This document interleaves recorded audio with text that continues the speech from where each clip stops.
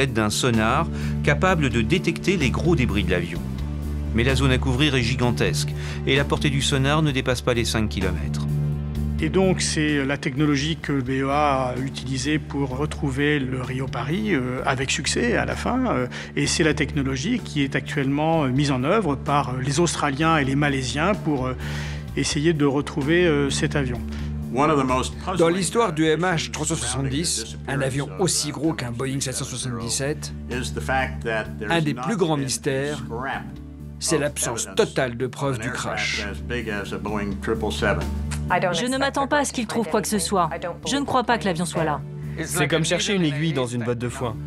Il a disparu dans une zone très large et on ne saura probablement jamais ce qui s'est passé si on ne retrouve pas ces fameuses boîtes noires. Aujourd'hui, il y a même débat sur la zone de recherche. Certains reprochent à la Malaisie et à l'Australie de s'obstiner à chercher au mauvais endroit. Il y a deux questions à se poser. D'abord, ces données sont-elles réelles ? Ensuite, ont-elles été correctement analysées ? Donc si en effet c'est un complot géopolitique et que le Royaume-Uni est impliqué, ce qui est un des scénarios, ça veut dire que le Royaume-Uni aurait pu falsifier les données Inmarsat. Les calculs de position réalisés par Inmarsat ont été vérifiés par les autorités aéronautiques anglaises, américaines, françaises et australiennes, et validés par plusieurs experts indépendants. Pourtant, le débat persiste. Début 2015, un autre expert indépendant, le mathématicien canadien Brooke McEwen, a publié une étude remettant en cause à la fois les calculs d'Inmarsat, mais aussi les raisons poussant les autorités à mener les recherches dans cette zone spécifique.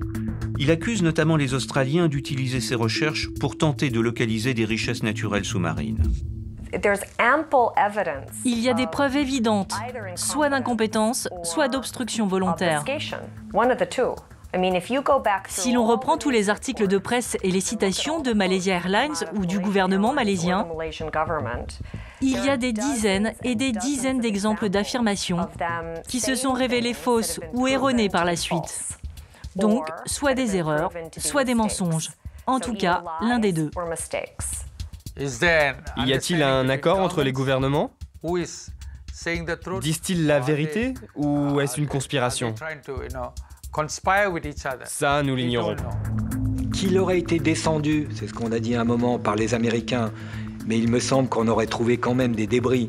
On ne fait pas disparaître un avion comme ça, surtout s'il explose en l'air. Un gouvernement étranger qui aurait voulu provoquer la disparition de cet avion n'aurait pas fait ça, quoi. Je veux dire, c'est beaucoup trop visible.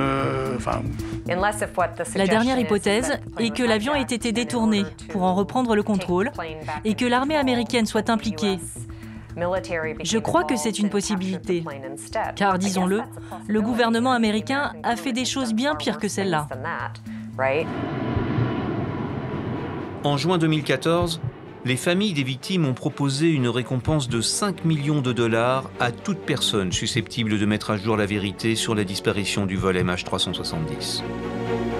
Aujourd'hui, pour tous ceux qui ont perdu un proche, le deuil est difficile, voire impossible, et la douleur reste entière. Les millions de dollars de récompense n'ont suscité aucune révélation, et le mystère demeure total. Même si jusqu'à présent les autorités malaisiennes n'ont pas réussi à expliquer la disparition du vol MH370, nous pouvons tirer malgré tout plusieurs leçons autour de la disparition de cet avion. La disparition du vol MH370 accélère la mise en place de nouveaux systèmes de traçage des avions. Les autorités aéronautiques mondiales poussent les compagnies à équiper leurs appareils de ces nouveaux dispositifs. D'ici quelques années, où qu'ils se trouvent, les avions en vol seront suivis en temps réel et en théorie ne pourront plus jamais disparaître. Avec toute la haute technologie dont nous disposons, je trouve très étrange qu'on ne retrouve pas l'avion. Pourquoi? Qui le cache? Pourquoi cela prend-il tant de temps? Toutes les familles des passagers ont un énorme poids sur le cœur. Je ne veux pas que le monde oublie le MH370. Pas seulement parce qu'il y a 239 personnes disparues et des centaines de parents encore en deuil. Mais surtout parce que ce mystère concerne ce que font chaque jour plus de 3 millions de personnes, c'est-à-dire prendre l'avion.